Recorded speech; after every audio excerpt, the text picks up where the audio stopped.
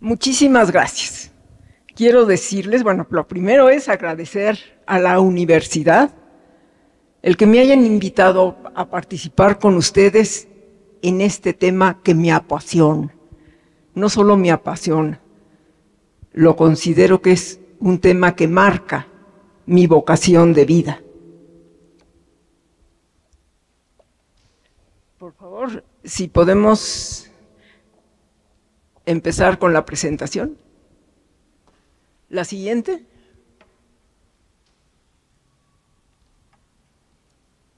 Esta imagen solo quiero que la contemplen.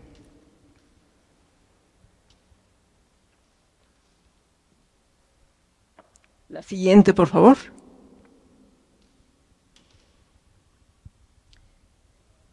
No fue Zeus quien a mí me las dictara, ni es esta la justicia que entre hombres establecen los dioses de la muerte. No pensé yo que los pregones tuyos, siendo de hombre mortal, vencer pudieran la ley no escrita y firme de los dioses. No es ni de hoy ni de ayer, es ley que siempre viviendo está. Ni sabe nadie cuándo por primera vez apareció. Y si a tu juicio locura es mi conducta, ¿quién nos dice si el loco es más bien el que así juzga?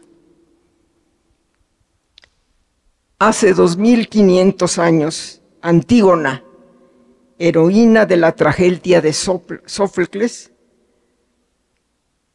del mismo nombre, reclama ante Creonte, usurpador del trono de Tebas, el derecho de enterrar el cuerpo de su hermano Polinices.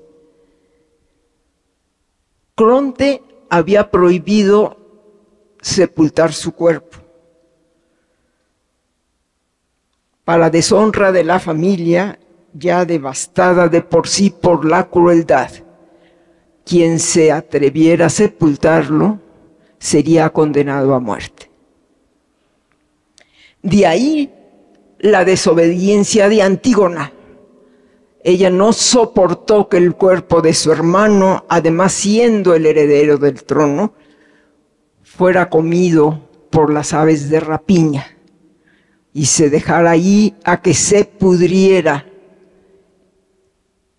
en el campo. Y exclama este reclamo con esta declaración, que es la más antigua de lo que hoy conocemos como derechos humanos. Fíjense bien, Antígona dice, es ley que siempre viviendo está. Ni sabe nadie cuándo por primera vez apareció. La siguiente, por favor.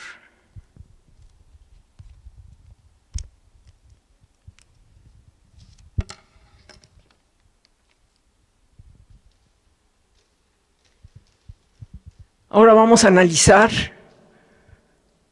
a dos personas diferentes, ahora que nos hablaban de la conciencia y del valor de la persona. Uno de ellos es Santo Tomás Moro, seguramente conocido por ustedes. En 1535, Tomás Moro era el canciller de la reina, algo así como el primer ministro, el que tenía más poder después del rey. Enrique VIII se quiere divorciar de Catalina de Aragón, pero el Papa no se lo permite. Enrique VIII se enoja, rompe relaciones con el papado, con la Iglesia Católica, y dice, yo voy a hacer mi propia iglesia. Funda la Iglesia Anglicana y además yo voy a ser el jefe de esta iglesia. para obligar a todos sus súbditos, no recuerdo el nombre, pero hace una carta que tenían que firmar. Tomás Moro era fiel al rey,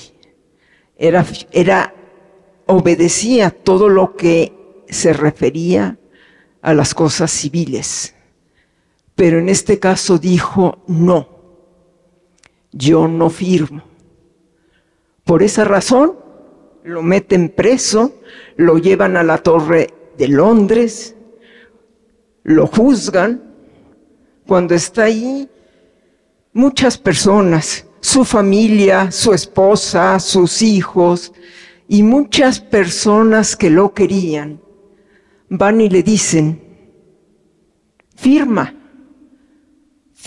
disimulando, como hemos firmado muchos de nosotros. Pero él dice, no, mi conciencia no me lo permite. Prefiero ser fiel a Dios que discípulo del rey. Y muere decapitado. Vámonos al siglo pasado, 1962. Vamos a ver qué pasó con este hombre, Adolf Eichmann. Él fue el responsable de trasladar, podemos decir, el responsable logístico de trasladar a los judíos que vivían en la Europa oriental a los campos de concentración. Después de la Segunda Guerra Mundial, él logra escapar y se va a vivir a Argentina.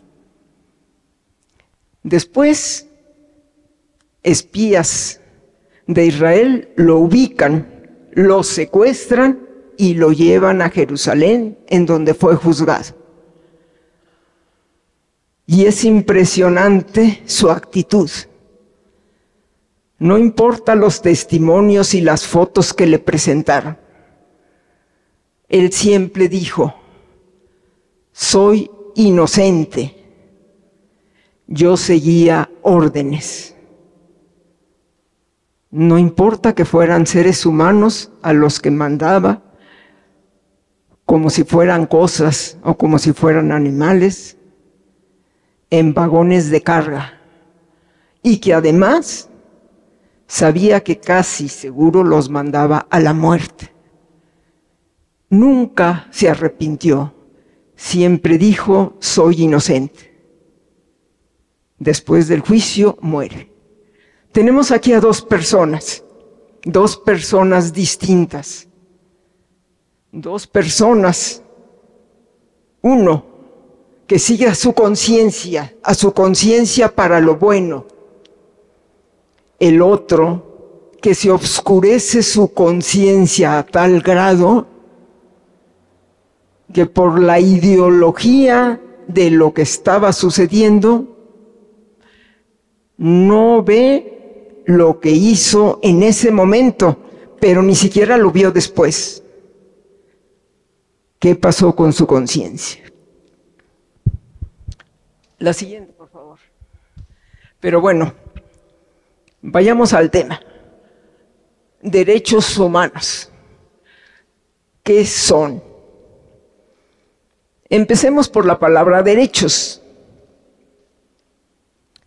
Derechos, podemos entender que son las leyes, que es una profesión, aquí debe de haber muchos abogados, que es la misma ciencia de las leyes, y muchas más cosas podemos decir. Pero todas estas definiciones tienen una connotación con la justicia. Derechos tienen que ver con la justicia. La siguiente, por favor. Justicia. Hace rato les preguntaban, ¿qué es justicia? Bueno, no importa, pero si te pasa esto, ok.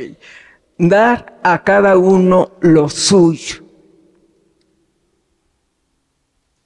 Dar, tenemos que entender cada cosa. Dar es pagar el precio, es sustituir, es devolver, también es respetar y no dañar. Todo eso es dar. A cada uno significa que a cada persona, sin distinciones de personas. Lo suyo, ¿qué quiere decir lo suyo? Lo suyo, lo tuyo, lo mío, lo nuestro. Para decir que algo es mío, tengo que tener un título de dominio. Digo, ya, me estoy metiendo en palabras de abogados y no soy abogada.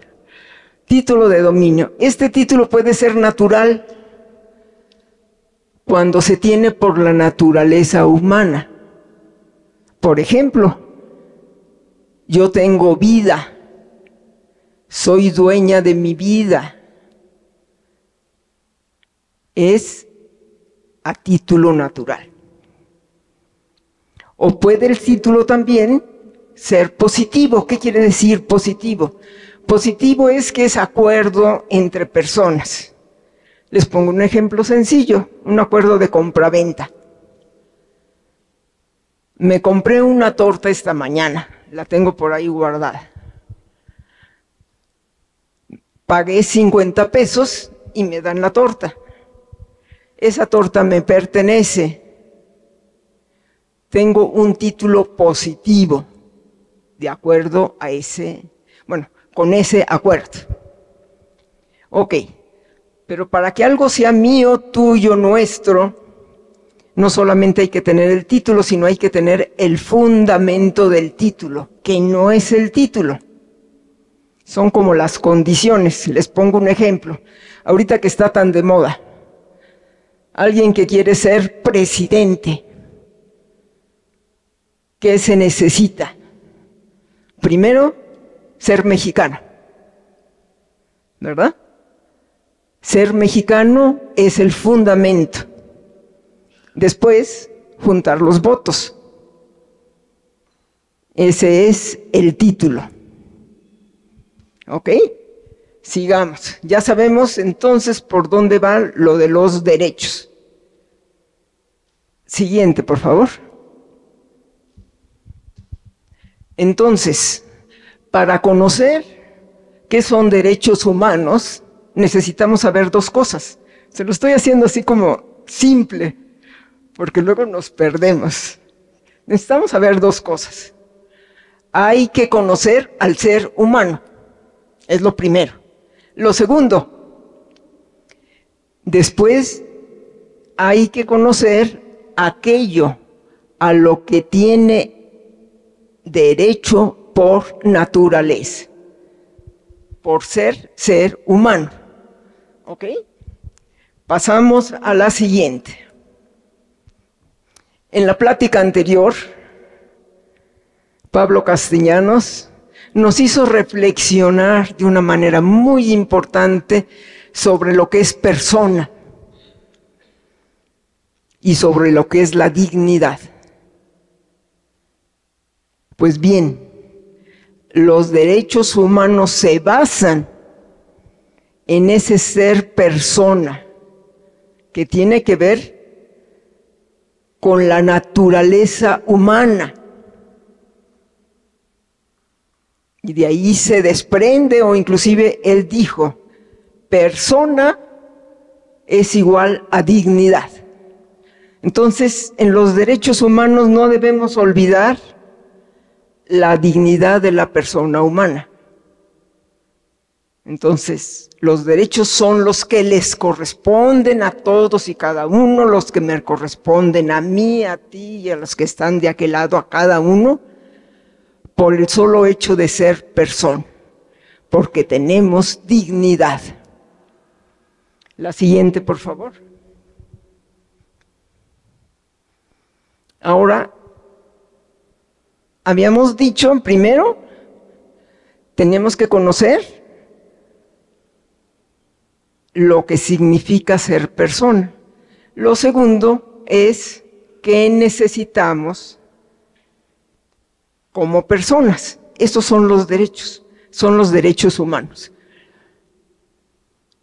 Hay muchas definiciones, y es más, si yo les pregunto a ustedes, me pueden decir, ay, ¿qué son los derechos humanos? Espérame tantito, ahorita lo pienso. Derechos humanos es la base de la justicia y de la paz. Derechos humanos es cómo queremos ser tratados y cómo queremos que traten a los otros. Ok, es todo eso y podemos dar muchas otras. Aquí busquemos una definición un poco más concreta y vemos, derechos humanos son el conjunto de bienes de la persona sustentados por ser. Bueno, conjunto de bienes de la persona sustentados en la dignidad humana. Son esos bienes que no me pueden quitar, porque si me quitan, yo dejo de ser, si me quitan el derecho a la vida,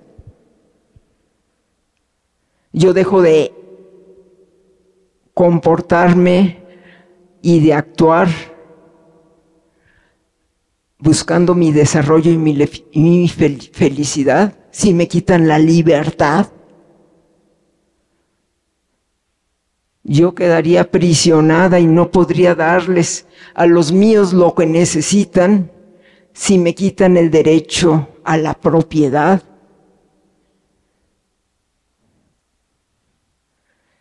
Y si me quitan el derecho a comunicarme con Dios, que es algo básico, que es la piedra angular de los derechos humanos,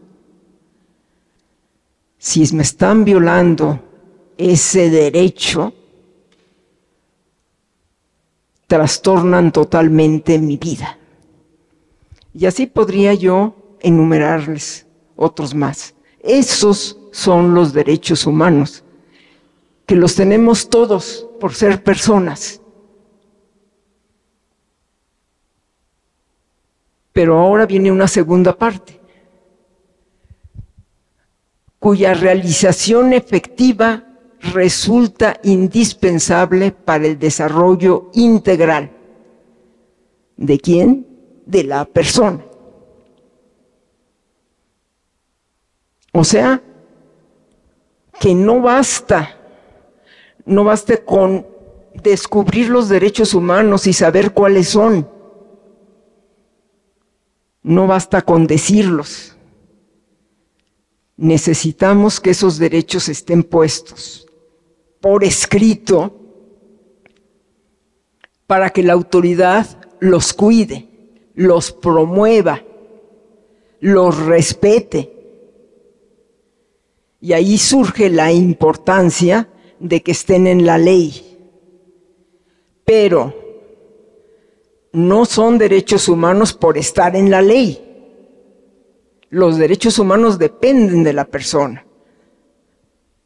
Pero cuando están en la ley, ayudan a que su realización sea más efectiva. La siguiente, por favor. Bueno, aquí nos vamos con la realización. Primero les voy a platicar algo importantísimo.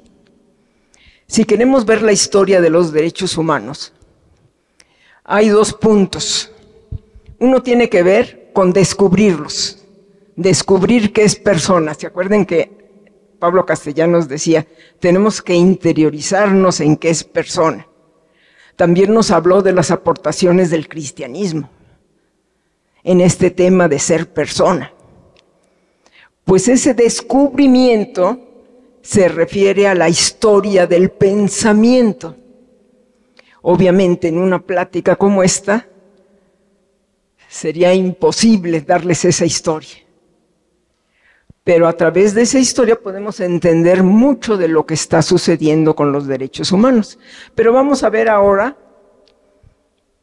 simplemente algunos puntos, porque nos van a ayudar a entender la situación actual de los derechos humanos.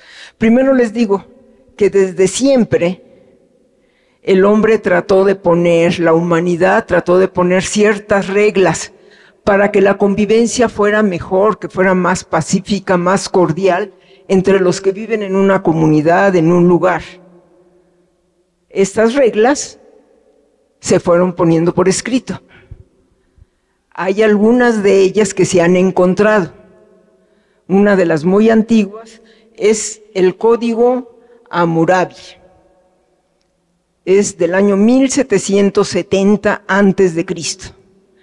Este rey Hammurabi se puso a escribir, que de hecho lo hicieron en una tabla y se le llama Código Hammurabi. Creo que son como 282 reglas de cómo debían de convivir todos los que estaban en su reino. Y ayudó para que cada quien se controlara y tratara bien a los demás. Es conocido como la ley del talión. Él dijo, si tú le sacas un ojo a alguien, tu pena va a ser que te saquen un ojo. Si tú asesinas a alguien, tu pena va a ser que nosotros te matemos, etcétera. Por eso es la ley del talión. Ojo por ojo, diente por diente.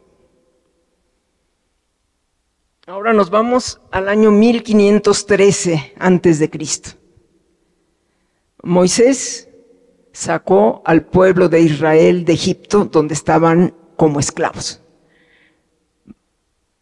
Van caminando por el desierto. Esto fue en el año 1513 a.C. Un poco después, no sabemos cuándo, sube al monte Sinaí y le entrega a Dios los 10 mandamientos que están escritos en piedra.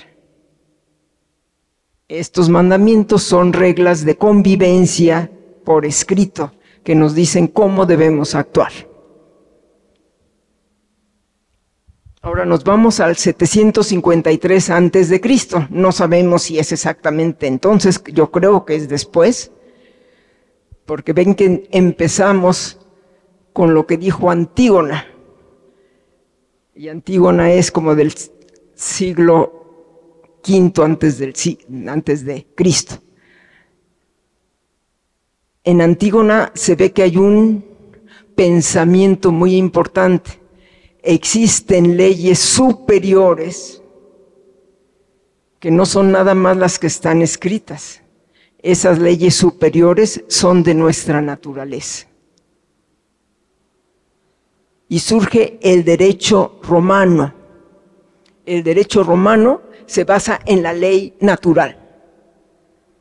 Les digo, el derecho romano se aplicó en el Imperio de Roma, pues dicen que desde que fue fundado, 753 a.C., hasta el siglo V después de Cristo.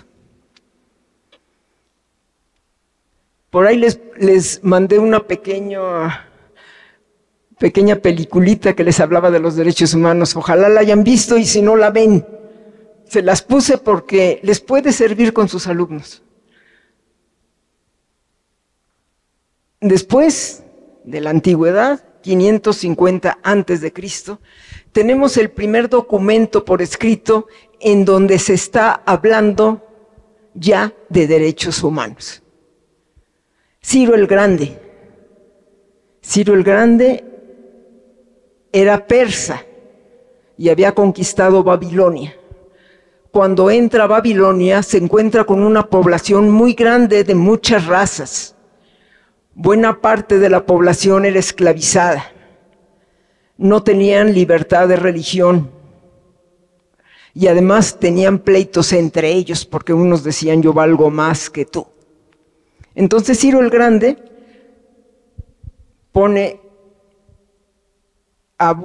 primero abolió la esclavitud. Después les dijo que todos podían tener cada uno la religión que quisiera. Finalmente, que anuló la cuestión de privilegios por raza. Y los escribió en un cilindro que se llama cilindro de Ciro. Bueno, para que nos lo ubiquemos, Muchos de los que estaban en Babilonia prácticamente como esclavos eran los judíos. ¿Se acuerdan que habían destruido una buena parte y les habían destruido el templo y se los habían llevado a Babilonia? Con lo que proclama Ciro el Grande y lo que establece, los judíos pueden regresar a la tierra prometida. Bueno, sigamos. Ahora nos vamos ya a la Edad Media, pero ya a la Edad Media avanzada, porque si no esto sería muy largo. Las leyes de Burgos, 1512, después de Cristo. España acaba de descubrir América y está en la labor de conquista de esa tierra prometida.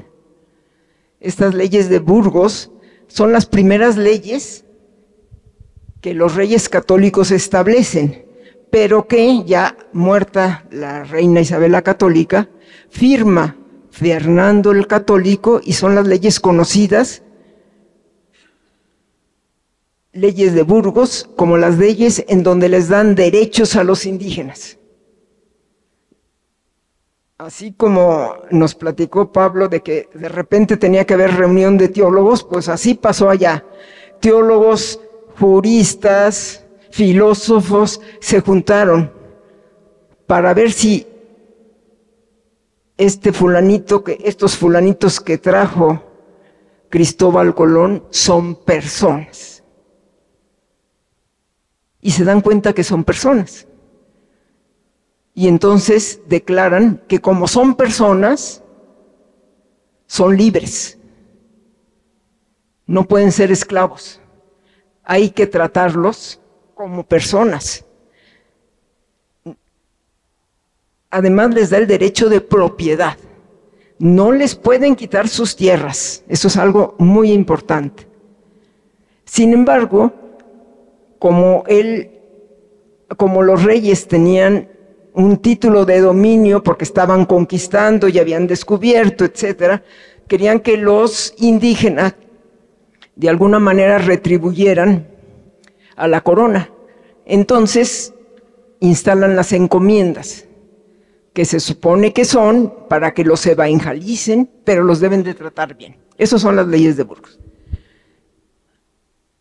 Pero de lo que se quiere a la realidad hay un paso muy grande.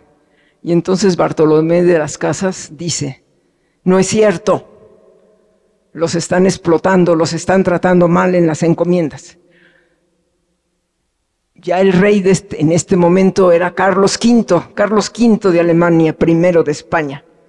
Para resolver este problema vuelve a juntar una serie de filósofos y juristas y elaboran otras leyes nuevas, ya no las de Burgos, se llaman leyes de Indias. En estas leyes vuelven a establecer los derechos de los indígenas. Son personas, no los pueden asesinar, no les pueden quitar sus propiedades, no los pueden explotar.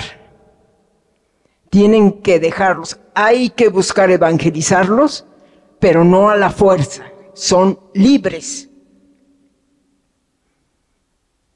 Castigan los abusos de las encomiendas y prohíbe que vuelva a haber nuevas encomiendas. Aquí es importantísimo porque si ustedes se meten a estudiar la cuestión de los derechos humanos con las visiones actuales, nunca les van a mencionar las leyes de Indias. Cuando hay muchos autores y muchos historiadores que dicen las leyes de Indias son la primera declaración de derechos humanos internacional.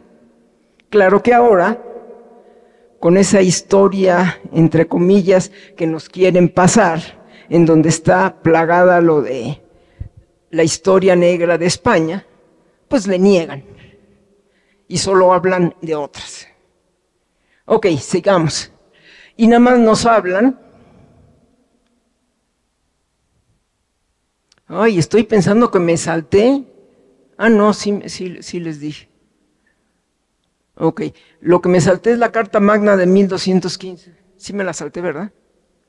Bueno, la Carta Magna, que es en el rey de Juan, que es Juan sin tierra, era un rey en Inglaterra, que esa como que no las presumen como que fue muy importante. Él hace esa ley, esa carta, porque tenía problemas ahí en la corona, y entonces establece en esa carta los derechos de los señores feudales. O sea, no son derechos de todos, son los derechos de los señores feudales. Perdón por habérmela saltado. Nos vamos a la Edad Moderna. Híjole, me estoy tardando mucho. Lo voy a decir más rápido. Edad Moderna. Declaración de la Independencia de Estados Unidos, 1776. Esta declaración, además de que dicen que se separan de Inglaterra, reconocen una serie de derechos que no pueden ser, que a nadie se los pueden quitar. El derecho a la vida, a la propiedad, a tener un proceso, un juicio justo, el derecho a la libertad de cultos, a la libertad religiosa, muy importante. Les digo rápido porque la mayor parte de las personas que se habían ido a las 13 colonias, muchos habían huido de la persecución religiosa que se dio en Inglaterra, porque después de que estaba Enrique VIII y otros reyes, querían obligar a la población a que a fuerza fueran anglicanos. Y entonces muchos huyen y se van acá. Y para ellos es importantísimo decir, hay libertad de cultos. Puede ser católico, protestante, de lo que tú quieras, anglicano, calvinista, lo que sea, o puede ser ateo. Esta es la declaración. Tiene un punto negro. Estados Unidos convive con la esclavitud. No le reconoce derechos a la raza negra. Ellos son esclavos. Ellos no son personas, son inferiores. Vean la diferencia de la conquista española. No les reconocen derechos ni a los negros, ni a las personas de raza negra, ni a los indígenas. Los indígenas deben de vivir en una reservación, aislados, no son libres de irse a donde quieran. Diferencia de la conquista española. Pero bueno, esos puntos negros tiene la Declaración de Independencia de Estados Unidos. Declaración que después, cuando hacen su constitución, entran como las enmiendas, creo que son las 10 enmiendas. Entran ahí. Ok, ahora nos vamos, ¿qué creen? A la Revolución Francesa, 1789. Aquí hacen la Declaración de los Derechos del Hombre y del Ciudadano, en donde también establecen una serie de puntos muy importantes en su preámbulo. A ver, déjenme ver si les leo un pedacito del preámbulo. Fíjense lo que dicen. Los representantes del pueblo francés, constituidos en Asamblea Nacional, considerando que la ignorancia, el olvido o el menosprecio de los derechos del hombre son las únicas causas de los males públicos y de la corrupción de los gobiernos, han resuelto exponer en una declaración solemne los derechos naturales, o sea, naturales, inalienables y sagrados del hombre. Declaración de Derechos del Hombre y del Ciudadano. Claro que también tiene un puntote negro malo. Porque también dicen que los ciudadanos, ahora con estos principios sencillos, van a poder vigilar al poder legislativo y al poder ejecutivo. Lo que haga el ejecutivo y lo que haga el legislativo tiene que estar de acuerdo con estos principios, y si no, les vamos a exigir. Pero, ¿qué creen? No pusieron al Poder Judicial. O sea que el Poder Judicial sí podía hacer lo que quisiera, y se acuerdan de la guillotina y demás. Ok, pero también tiene un punto negro muy importante. Son los derechos de los hombres y de los ciudadanos. O sea, solo de los hombres, no de las mujeres, no de los menores de edad, y no de los que consideremos nosotros que no son ciudadanos. No estoy segura, pero creo que no consideraban ciudadanos a los religiosos, a los sacerdotes, a los etcétera. ¿Ok? Bueno. Sin embargo, esta declaración sienta unas bases muy importantes y además, vean, está basada en los derechos, en el derecho natural. La siguiente, por favor. Ah, no, no es la siguiente. Bueno, sí, porque ahora nos vamos al siglo pasado. Las dos que faltaban eran la Declaración Universal de Derechos Humanos y la Declaración Americana de Derechos y Deberes del Hombre. Para entender lo que pasó ahí, veamos esto. Vean esta imagen, estas imágenes, la destrucción de la Segunda Guerra Mundial. Ahora quiero que se centren en la tercera imagen. Son los cuerpos apilados. Cuando termina la Segunda Guerra Mundial, hay un horror terrible por la destrucción que ha causado esta guerra. Pero los que entran a Alemania y que van yendo a los campos de concentración, empiezan a darse cuenta del asesinato de millones de personas y de cómo los trataban. Entonces, los vencedores, que son Gran Bretaña, Francia, Estados Unidos y la URSS, se juntan y deciden organizar unos juicios para castigar a los que habían provocado esa cantidad de muertes, o sea, la de la tercera. ¿Ok? Aquí es importante una cosa, no juzgan a los que provocaron la muerte con la bomba atómica o destrucciones inmensas en muchas ciudades que estaban controladas con los nazis. Pero bueno, entonces deciden hacer unos juicios que se llaman juicios de Nuremberg, no sé si los han oído. También les puse yo por ahí una pequeña peliculita que habla de un juez que está hablando, que está dando, ya no me acuerdo exactamente, pero bueno, la siguiente, por favor. Los juicios de Nuremberg son muy importantes, porque son los que hacen que cambie la mentalidad y que se voltee otra vez a los derechos naturales, a los derechos del hombre. Quiero decirles que se acuerdan que habían visto que en la Revolución Francesa habían dicho que los derechos eran basados en la dignidad de la persona, bueno, no en la dignidad, los derechos naturales del hombre, que son inalienables, ¿sí? Eso fue en 1779. Empezaron a pasar los siguientes años y nos vamos al siglo XIX. ¿Y qué creen que pasó? Se les olvida eso y dicen, no. Los derechos son los que están por escrito. Y los que escribimos somos los que otorgamos los derechos. Y lo que vale es lo que está en la Constitución. No se hagan bolas. Yo que tengo el poder, yo controlo todo. Y entonces, claro, cuando sube Hitler al poder, cambia su constitución y hace una serie de leyes con las cuales podía mandar a la muerte a millones de personas. Entonces, les digo, cuando los aliados entran a Alemania, deciden hacer un juicio. Bueno, deciden castigarlos. Eran muchos, pero hay un juicio muy importante, es el primer juicio, en donde dicen, los principales líderes los juntamos. Eran 24, finalmente nada más, juzgaron a 22.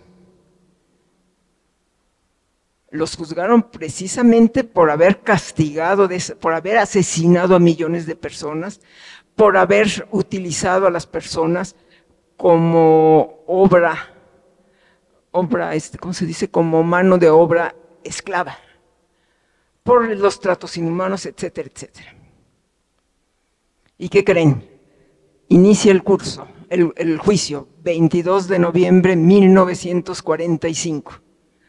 Los 22 los nombran, cada uno dice, soy inocente.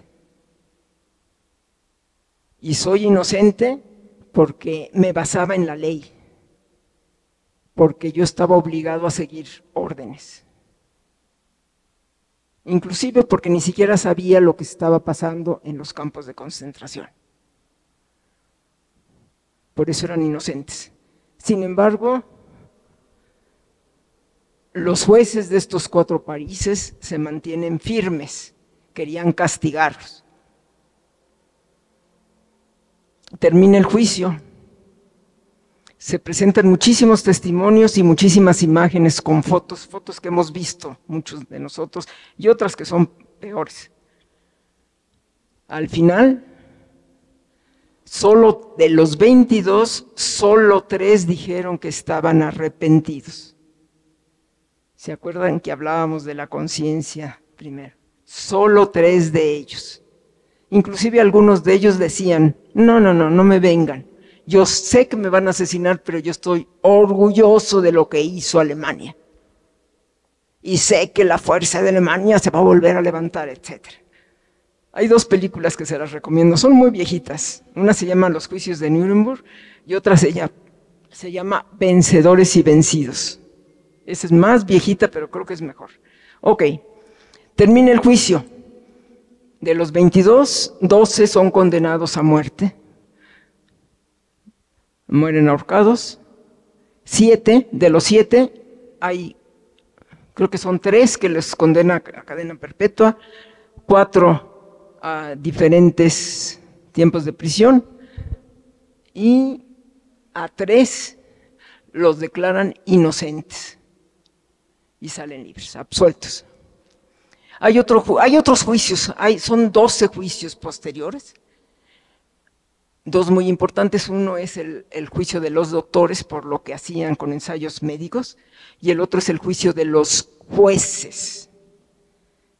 Ese es el que relata Vencedores y Vencidos, porque era muy importante porque los jueces tenían un conocimiento de lo que estaba pasando y además ellos sabían porque habían estudiado antes, sabían de la ley natural. Sin embargo, ellos igualmente dicen, mi obligación, porque así lo dice el positivismo, mi obligación es basarme en la ley escrita, y porque está escrito, es bueno. Después de esto, y ya que vieron todo esa, la destrucción inmensa que hay, deciden los países, dicen, no puede volver a suceder esto. Fundan la ONU y realizan la Declaración Universal de Derechos Humanos, que sentan las bases para el desarrollo de lo que hoy conocemos como la legislación internacional de derechos humanos. Es importantísimo los juicios, porque los juicios fueron los que hicieron voltear. No podemos seguir con la mente positivista. Tenemos que respetar la ley natural, tenemos que saber que somos personas, tenemos que respetarlo, y eso viene en la declaración. La siguiente, por favor. En la declaración viene todo esto, y si ustedes ven en su preámbulo, empiezan a aclarar, pero quiero además advertirles una cosa que es muy importante. Los que principalmente hacen la Declaración de los Derechos Humanos, bueno, son los que habían ganado. Inglaterra o Gran Bretaña, Francia, Estados Unidos y ¿quién creen? La URSS. Entonces, en las discusiones, aunque estaba el fundamento cristiano, los de la URSS, trataron de quitárselo. No lo lograron, en la declaración está, pero no quisieron que se viera más claro. Entonces nada más leemos esto. Vean ustedes el preámbulo, yo les encargué que vieran la Declaración Universal de Derechos Humanos.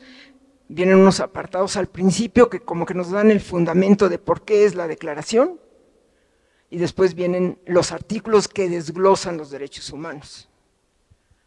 Nos dicen, considerando que la libertad, la justicia y la paz en el mundo tienen por base el reconocimiento de la dignidad intrínseca y de los derechos iguales e inalienables de todos los miembros de la familia humana.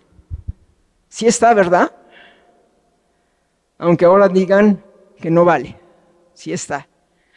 Y después el segundo párrafo nos dice: el desconocimiento y menosprecio de los derechos humanos han originado actos de barbarie ultrajantes para la conciencia de la humanidad.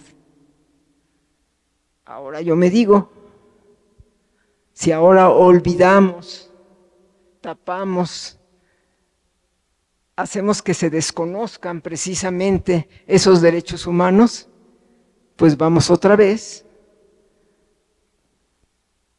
a una barbarie donde se produzcan hechos terribles para la humanidad. La siguiente, por favor. Hay otra declaración muy importante que se las menciono nada más rápidamente. Esta es anterior a la Declaración Universal, porque la Declaración Universal es de diciembre, esta es de mayo. Es la Declaración Americana de los Derechos y Deberes del Hombre. Es muy importante para nosotros y creo que nos deberíamos de centrar mucho en estudiarla, porque tiene una cosa muy importante. Esta declaración, aunque en la Universal también meten los deberes, en esta lo meten en forma muy especial, porque no se vale nada más exigir derechos y no tener deberes.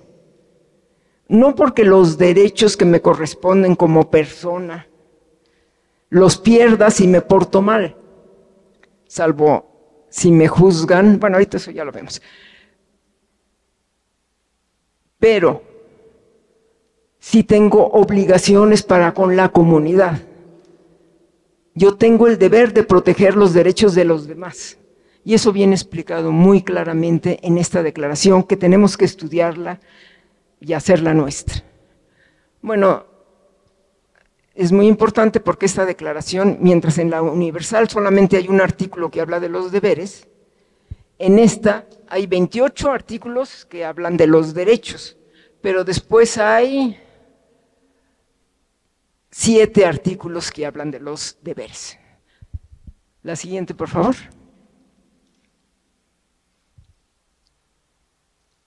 A partir de la Declaración Universal y la Declaración Americana, bueno, les explico, las declaraciones no son obligatorias para los países. Sin embargo, los países los firmaron. Cuando se hizo la declaración, intervinieron 56 países y la aceptaron y la firmaron 48 países. 8 restantes no la firmaron, porque no estaban de acuerdo. ¿Quiénes creen que son? La URSS, 5 países de la Europa Oriental que ya era controlada por la URSS, Arabia Saudita y Sudáfrica. No sé si están bien los datos, pero ahí está. Ok. Después de eso se hacen una serie de tratados internacionales que sí son obligatorios, donde sí se ponen ya como leyes. Son los pactos y convenios internacionales. ¿Quiénes los realizan? Simplemente les explico. Tenemos varios sistemas. Para nosotros, obligatorio es el sistema universal, que es la ONU. Y también el sistema regional de América, que es la OEA. Existen otros regionales, que es el europeo y el africano, y están por surgir, o no sé si ya surgieron, los asiáticos, que es posible que sean 2. Aquí, importante para que no se pierdan, de los órganos de la ONU, fundamental y básico, la Asamblea General, en donde están los 193 países actuales. Esos son los que aprueban los problemas graves que se refieren a la paz y los tratados internacionales. En cambio, la Secretaría de la ONU, representado por su secretario, y ahí están todos los miles de personas que trabajan para la ONU, son como la burocracia de la ONU, que se supone que están para cumplir lo que mandan los tratados y lo que mandan los otros órganos que están ahí. Desgraciadamente, se han infiltrado dentro de la ONU muchos y están trabajando por quitarle a la ONU los fundamentos por lo cual fue creado. Esto es lo que está sucediendo. También pasa en la OEA. El siguiente, por favor. Entonces, todos sabemos que ahorita surgen cantidad de derechos, todo el mundo habla de derechos. Todo el mundo habla de derechos humanos, todo el mundo dice cosas. Es derecho que como mujer siempre digan a las mujeres, eso de que los no me gusta, etcétera, etcétera, hasta llegar a los derechos de los animales, ¿verdad? Es muy importante que nosotros sepamos distinguir lo que sí son derechos y lo que no lo son. Para eso nos vamos, como los derechos se basan en la esencia del ser humano, nos vamos a las características de los derechos humanos que están ligadas a la esencia del ser humano. Entonces, un derecho humano para que sea realmente auténtico tiene que cumplir todo esto. Tiene que ser inherente, o sea, se desprende de su naturaleza. Son universales, son de todos, no nada más de un grupito.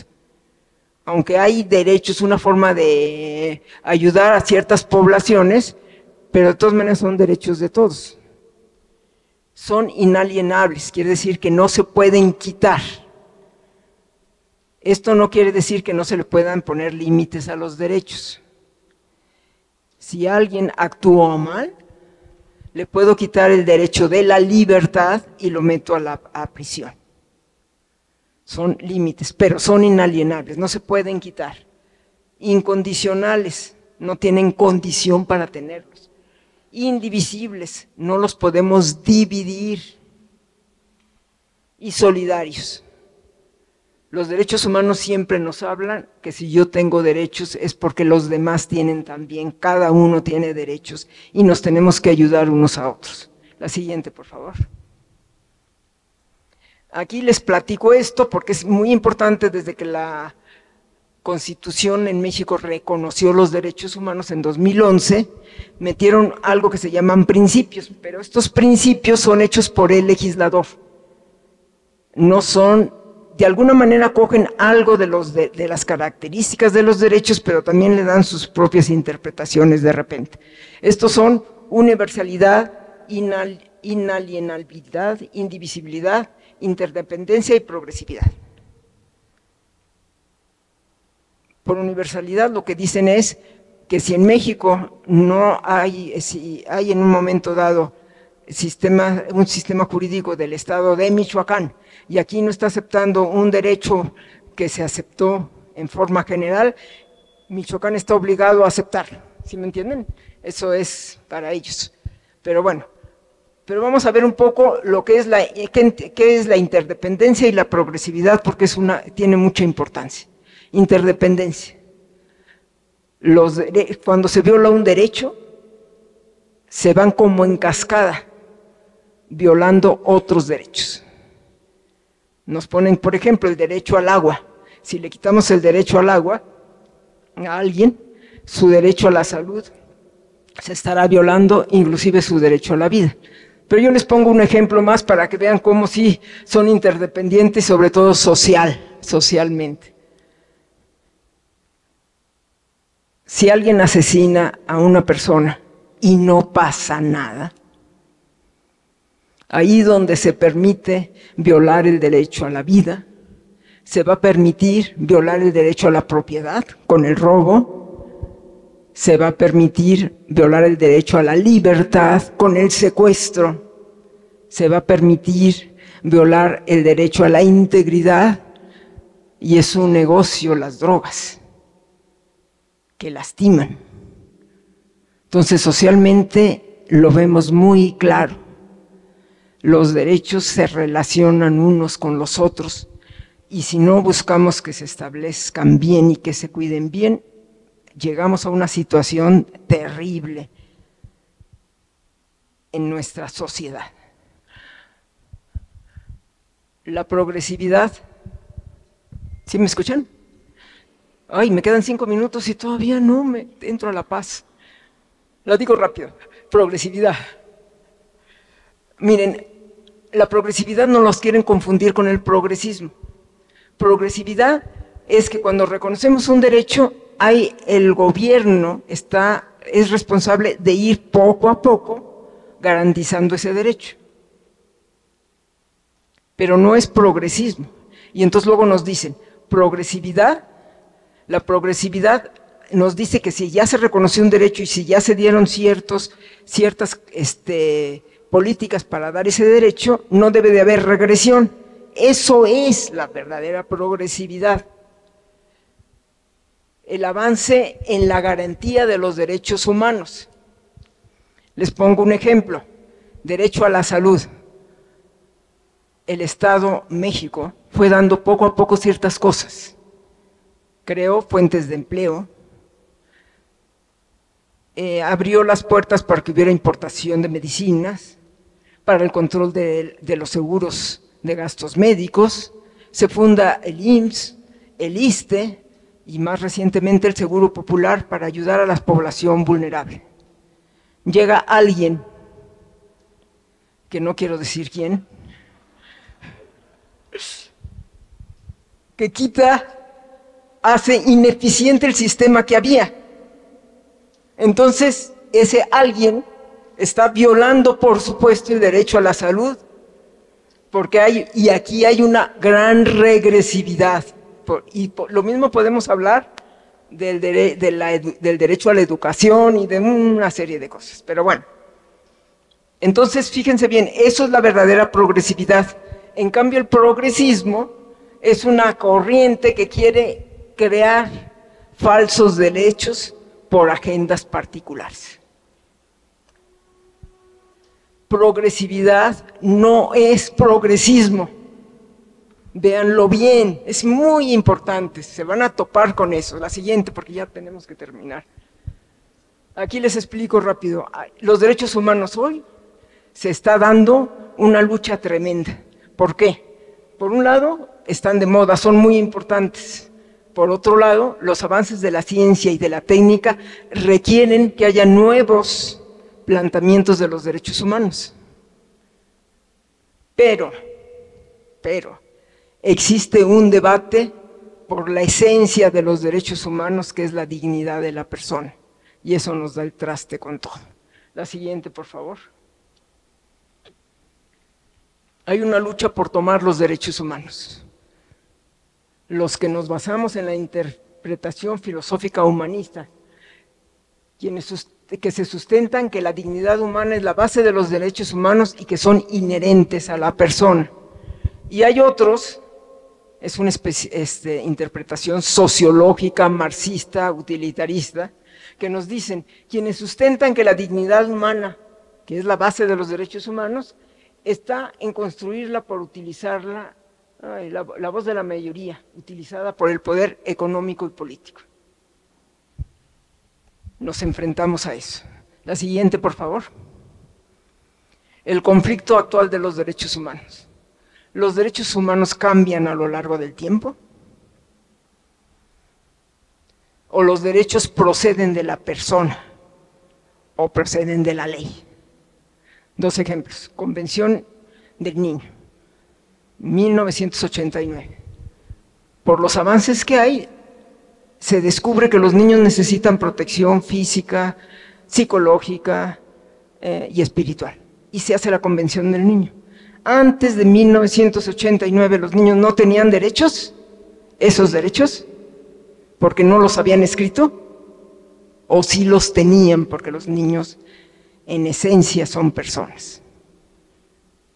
Otro ejemplo, vamos a las películas futuristas. La madre patria se está destruyendo. Por lo tanto, con los avances que hay, podemos dividir a la población. Unos son los perfectos, los que pueden hacer todo, los que están muy bien. Y otros son los imperfectos, que los podemos descubrir por las técnicas que hay. Los perfectos tienen derecho a todo. A los imperfectos hay que eliminarlos. Pregunta, ¿los derechos humanos cambian con el tiempo? ¿Los derechos humanos dependen de la persona? ¿Estos imperfectos no tienen derechos humanos? porque la ley escrita dice que hay que eliminarlos. Y fíjense que es para salvar a la madre patria, la madre tierra. Dije madre patria hace rato, ¿verdad? La madre tierra. Siguiente, por favor. Bueno, en eso, simplemente se me olvidó decirles, cuando tengan algún problema, pónganles a los derechos, a los que llaman derecho la prueba del ácido, que son las características. Con eso sacan la siguiente. Otra cosa que es una trampa muy importante que se utiliza es la jerarquía de los derechos humanos. Los derechos humanos, que son los documentos internacionales que son obligatorios para México, son los que están firmados y ratificados. Esos son los tratados internacionales. En México ratifica el Senado. Las declaraciones no son firmadas, por lo tanto no son obligaciones. Perdón, son firmadas por el Ejecutivo, pero no son ratificadas, no son obligatorias. Las conferencias mucho menos, esa ni el Ejecutivo firma, es más, van representantes ahí que quién sabe quiénes son. Y las recomendaciones que hacen los comités de seguimiento de los tratados internacionales tampoco son obligatorias, no son vinculantes, porque esas las hacen precisamente los empleados que trabajan en la ONU. Se supone que para que nosotros estemos mejor, pero a veces meten muchas cosas de tipo ideológico o tienen intereses de poder de tipo económico. Ok, la siguiente. Ahora sí ya entramos a la parte de la paz, que lo bueno es que en la mañana, tanto en los que estuvieron en la misa como el padre que habló en la inauguración, ya nos lo mencionó, derechos humanos y la cultura de la paz. Cuando vemos la situación actual, lo que está sucediendo, realmente para mí que los derechos humanos es vocación de vida, pues dice uno, ¿qué hago? ¿Los tiro a la basura? Y digo, no,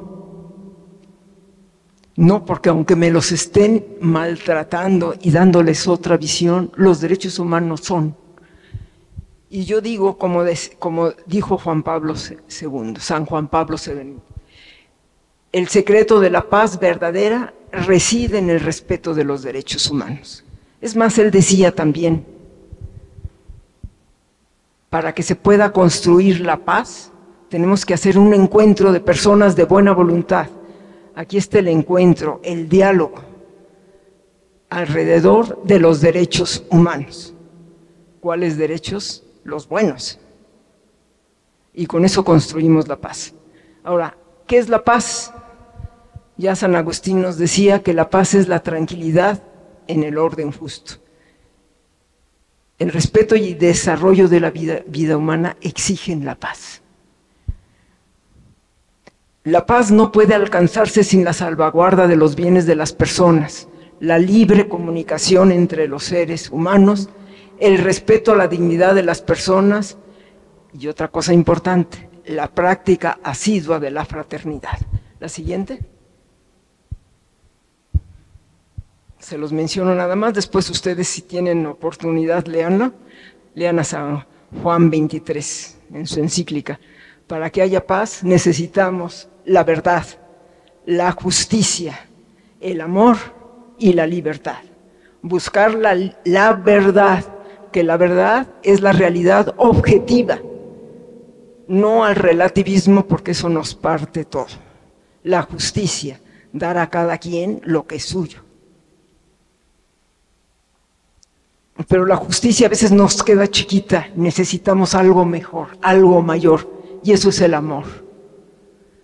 Cuando al otro lo vemos, no solo que le tengo que respetar sus derechos, sino que yo lo amo y quiero que tenga todo como lo que yo tengo, las cosas cambian, nos hacemos hermanos. Pero también todo esto lo tenemos que vivir con la libertad. Aunque la libertad, acuérdense todo lo que nos dijo Pablo Castellanos, se puede romper, porque si yo hago uso mal de mi libertad, rompo todo. Entonces, para lograr la paz, necesitamos esto. La siguiente. A mí me invitaron a que les platicara sobre derechos humanos y paz. Me fui mucho con derechos humanos porque es muy importante y el otro tema lo pueden tener.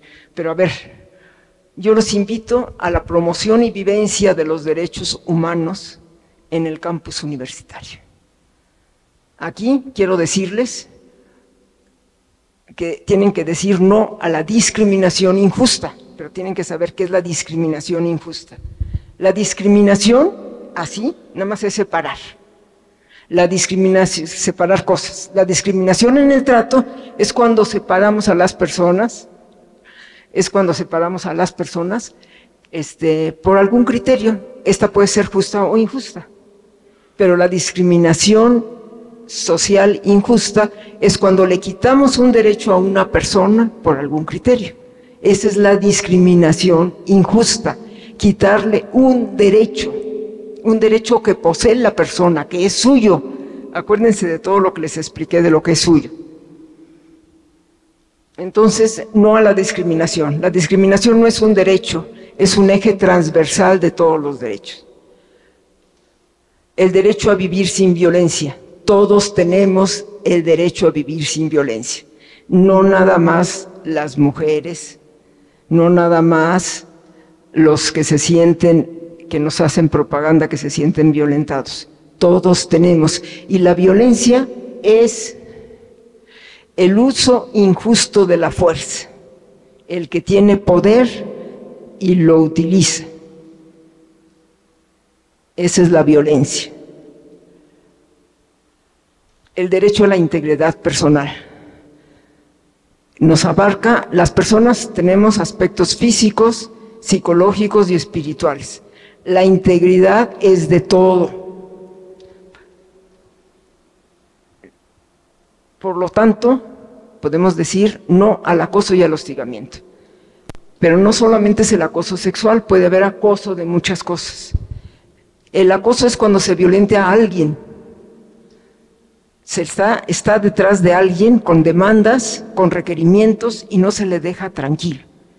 No se le deja tranquilo. Este acoso puede ser entre compañeros de la universidad, entre compañeros de trabajo, entre autoridades también, entre autoridades y estudiantes, etc.